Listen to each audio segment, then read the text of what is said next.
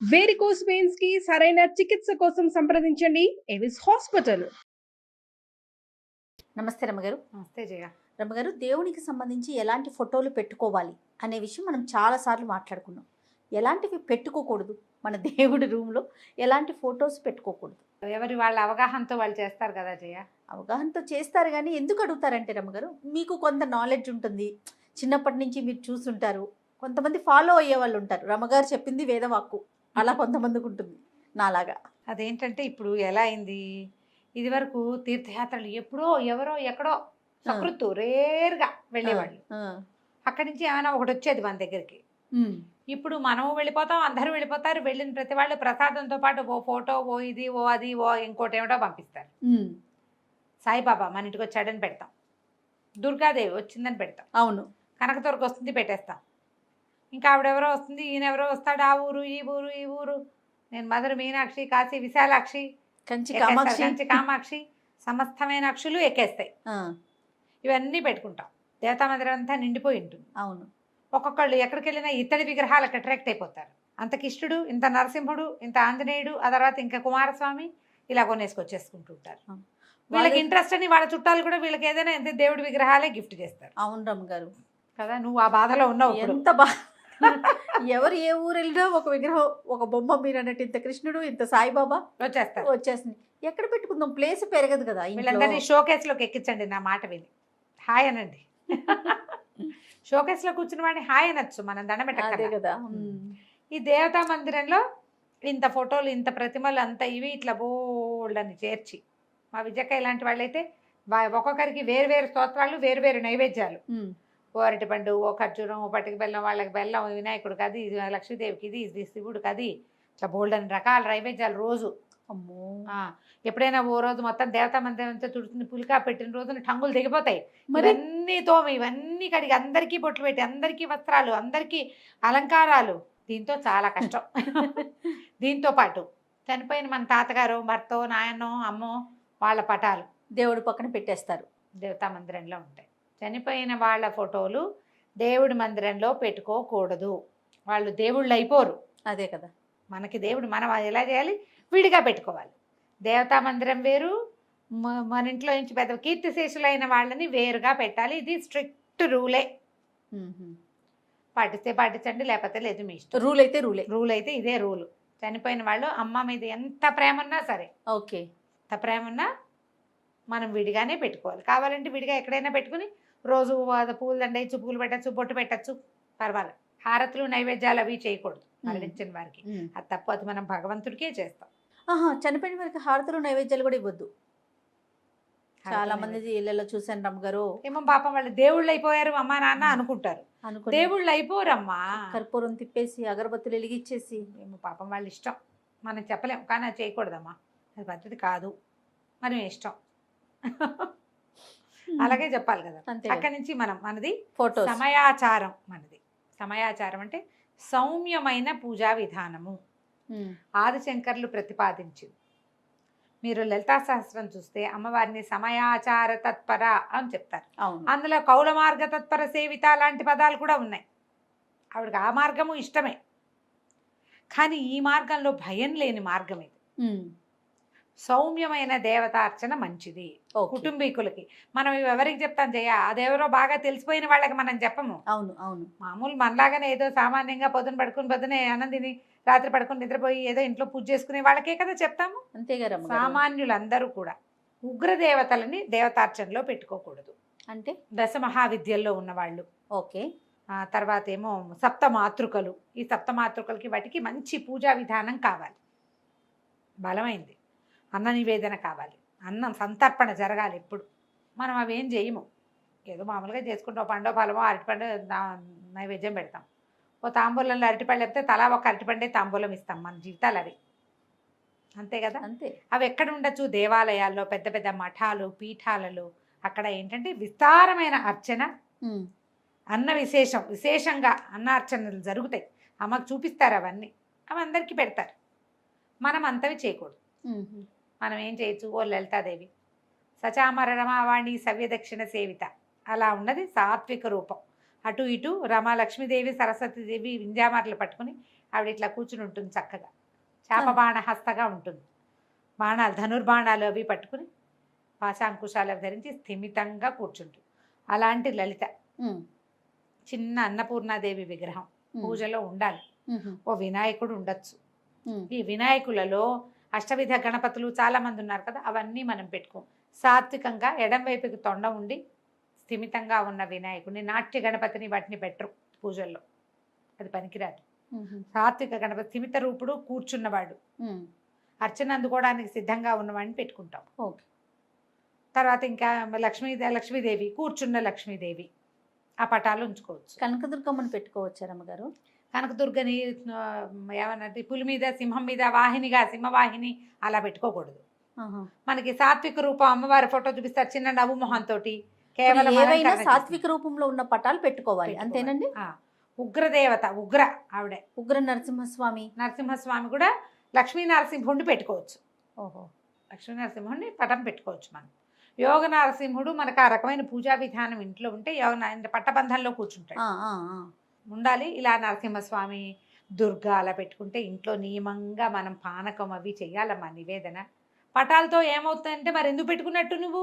భక్తి కోసమే కదా, ఏదో అవ్వాలనే కదా పెట్టుకున్నావు. పటాలతో ఏముందండి, విగ్రహాలు అయితే చేయాలి, పటాలకు అక్కర్లేదు. అక్కర్లేనప్పుడు ఎందుకు పెట్టుకుంటాము? నువ్వు అదేదో ఉంటుందని కదా నువ్వు పెట్టుకున్నావు. అదేదో ఉంటుందన్నప్పుడు దానికి తగినట్టు చేయాలి, మరి చేయాలి. చేయలేనప్పుడు పెట్టుకోవద్దు. ఆంజనేయ స్వామి అండి, ఆంజనేయ స్వామిని కూడా పెట్టుకోవచ్చు చక్కగా.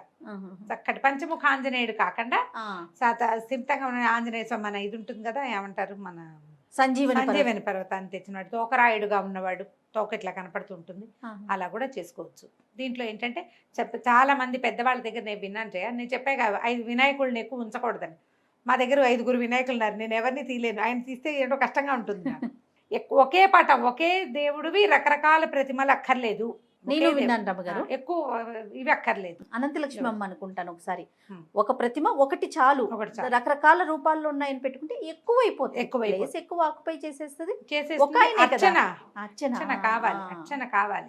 కావాలి, నైవేద్యం కావాలి. అర్చన అక్కర్లేదంటే షోకేస్లోనే పెట్టుకోవచ్చు. నువ్వు పూజా మందిరాలు ఎందుకు పెట్టుకున్నట్టు? అంతే కదా. నేను నా సలహా అయితే ఏ ఫ్రెండ్స్ ఎవరు తెచ్చిచ్చిన ప్రతిమైనా ఎత్తి పూజ గదిలో పెట్టబోకండి. ఓ షోకేస్, ఒక ర్యాక్ దానికి వదిలిపెట్టేయండి, అన్నీ ఒకదాని వెనకాల ఒకటి పెట్టిపారేయండి, అంతే. షోకేస్లో పెట్టుకోవచ్చు, దేవుడి దగ్గర పెట్టవద్దు. దేవుడి దగ్గర వద్దు. శాంత స్వరూపుడుగా ఉన్న హయగ్రీవ స్వామిని పెట్టుకోవచ్చు. హయగ్రీవుడు చాలా విద్యాప్రదాత, చాలా మంచిది. ఉత్తమ దైవాలలో హయగ్రీవుడు ఉన్నాడట. అజ్ఞానానందమైన దేవం, నిర్మల స్ఫటికాకృతి, ఆధారం సర్వ విద్యానయం హయగ్రీవం ఉపాసమ. ఆధారం సర్వ విద్యానం హయగ్రీవం ఉపాసమహి. చిన్న శ్లోకం పిల్లలకి నేర్పించండి, విద్య పెరుగుతుంది. శ్రీరామ పట్టాభిషేకం మనం ఉంచుకోదగిన ఫోటోల్లో శ్రీరామ పట్టాభిషేకం ఒకటి ఉంది. శివపార్వతుల్లో అండి, శివపార్వతులు శివ ఏమంటారు పరివారం. వినాయకుడు షణ్ముఖుడు కూడా ఉన్నది పెట్టుకుంటే చాలా మంచిదట. ఇప్పుడు ఆయుష్ హోమం చేస్తే చాన్నాళ్ళ క్రితం పిల్లల పేరుతో ఏదో ఆయుష్ హోమం చేస్తే అప్పుడు ఆయన చెప్పారు, మా పురోహితుడు సుబ్రహ్మణ్యం గారే నాకు గుర్తున్నా, ఆయన శివపరివారం తీసుకురండి, అది ఇంట్లో ఉంచుకోండి, శివపరివారం ఉండటం చాలా మంచిది. మా ఫ్రెండ్ ఒకరు వెండి ప్రతిమ ఒకటి ఇచ్చారు, శివపరివారం చాలా బాగుంటుంది, చక్కగా పరివారం పెట్టుకుంటాం. ఇలా పెట్టుకోవాలి. కానీ మీరు ఆలోచించండి, ఉగ్రదేవతలు, తర్వాత ఏమో ఇలా శంఖచక్రాలు అవి పట్టుకుని ఉన్నటువంటి విష్ణు స్వరూపాలు ఇంతంతవి ఫోటోలు అవి కాకుండా, అలా ఒక్క విష్ణువే ఉన్నవాడు కాకుండా పక్కన లక్ష్మి ఉన్న విష్ణువు. స్వామి పై నుండి కింద నుంచి మనకి లక్ష్మీదేవి ఉన్న ప్రతిమలు కూడా కనిపిస్తా ఉంటాయి రమ్మగారు. అంటే కళాత్మకంగా రకరకాల ఐడియాలు చేస్తున్నారమ్మా, మనం చెప్పలేకపోతాం కదా. తిరుపతిలోనే తీసుకున్నారు, ఎవరో తీసుకొచ్చి ఇచ్చారు, ఇంట్లో ఉంటారు. ఈ ప్రతిమలన్నీ ఫోటోలన్నీ దేవుడి దగ్గరికి చేర్చకుండా పెట్టుకోండి, ఇంకంతే చేయాలమ్మా. మీరు ఆలోచించుకోండి ప్రధానంగా. ఇప్పుడు చాలా మంది రకరకాల దేవతల ఉపాసనలు అవన్నీ చెప్తున్నారు కదా, మరి ఈ ఉపాసనలు అవన్నీ ఏదైనా తాత్కాలిక ప్రయోజనం కోసం, తాత్కాలికంగా కొద్ది రోజులే, ఫలానా రోజు మంచిదంటే ఆ ఒక్క రోజే చేస్తే మంచిది తప్ప దాన్ని నిత్యార్చనలో పెట్టుకోకూడదని భావిస్తున్నాను జయ నేనైతే. ఎందుకంటే ఇది మనకి వారాహి అర్చన అవన్నీ కూడా శ్యామల, వారాహి ఇవన్నీ కూడా మంత్రాధిష్టాన దేవతలు, వాళ్ళందరినీ మనం నిత్యము అర్చన చేయటం అనేది అసలు మన విధానంలో లేదు, కానీ కొత్తగా వచ్చేసింది. అనొచ్చు అనకూడదు రమ్మగారు, లేటెస్ట్ టెక్నాలజీలో భాగంగా వారాహి పూజ అనేది కూడా ఇది కూడా కొత్తగా వచ్చింది కదా రమ్మగారు. ఇంతకు ముందు విన్నామా అసలు? వారాహి అమ్మవారి ప్రతిమ కూడా తెలియదు. ఇప్పుడు వేవేలుగా ప్రతిమలు వారాహి పూజ, ఫోటో ట్రెండింగ్ లో ఉంది వారాహి. ఇప్పుడు శ్యామలు కూడా ట్రెండ్ లోనే ఉండేది. శ్యామల్ని కొంచెం పక్క పెట్టి వారాహి చేస్తే మనం ఎవరినైనా ఏదైనా చేసేయచ్చు, అలాంటి భావాలు కూడా అది పుడుతున్నాయి. విపరీత ధోరణులు కదా. అలాంటి వాటిల్లోకి వెళ్ళబోకండమ్మా. ఎవరినైనా మీ చేయగలిగేది మిమ్మల్ని ఏం చేస్తుందో చూసుకోండి. కరెక్ట్ చెప్పారు. ఎవరి కోసమైనా వాళ్ళు పాడవ్వాలి, వాళ్ళ ఇదవ్వాలి అని చేసిన పూజ మనల్ని ఏం చేస్తుంది, మిమ్మల్ని ఏం చేస్తుంది అది ఆలోచించండి. తుప్పు మరకలు అంటిస్తుంది, తుప్పు ఐరన్ ఓ ఇనపరాడ్డుకి తడిపామనుకో ఆ మరక బట్టలకు అంటుతుంది. దీనికి ఏమవుతుంది, కొన్నాళ్ళకి మేకు కూడా పాడవుతుందమ్మా. అవును కదా, కొంచెం టైం పడుతుంది అంతే అంతే. కానీ ఇది పాడవటం మాత్రం మాందు. పొరపాటును కూడా అలాంటి పనులు చేయబోకండి.